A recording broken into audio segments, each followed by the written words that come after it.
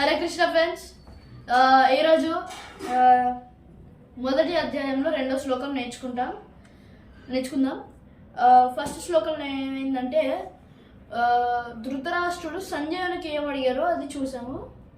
సంజయునికి ఏమడిగారంటే యుద్ధభూమికి వెళ్ళిన తర్వాత కౌరవులు ఇంకా పాండవులు ఏం చేశారు అని అడిగారు. సో రెండో శ్లోకంలో సంజయుడు ధృతరాష్ట్రునికి ఏం చెప్పారు అనేది చూద్దాం. ఓకే. సంజయ ఉవాచ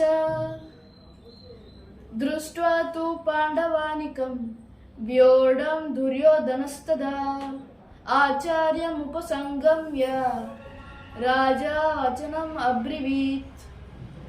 ఏమన్నారంటే, ఓ రాజా, అక్కడ ఎలా చెప్పాలంటే కృష్ణుడి యొక్క స్ట్రాటజీని చూసి, అంటే పాండవుల యొక్క స్ట్రాటజీని చూసి దుర్యోధనుడు భయపడ్డాడు.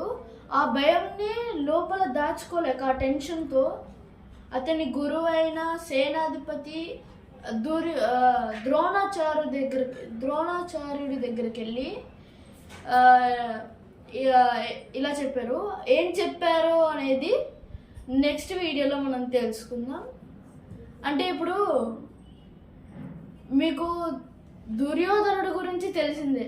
అతను రాజు, చాలా గంభీరంగా, అంటే నార్మల్ ఏదైనా ఏం తెలుసుకున్నా అతను గంభీరంగానే ఉంటారు. బట్ ఈ సిచ్యువేషన్లో అతను భయపడ్డారంటే కృష్ణుడి యొక్క స్ట్రాటజీ ఎంత బలమైందో మీరు అర్థం చేసుకోండి.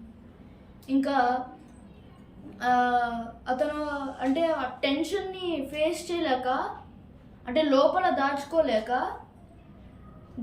ద్రోణాచార్యుల దగ్గరికి వెళ్ళి చెప్పారు. అది ఏం చెప్పారు అనేది నెక్స్ట్ వీడియోలో మనం తెలుసుకుందాం. హరే కృష్ణ.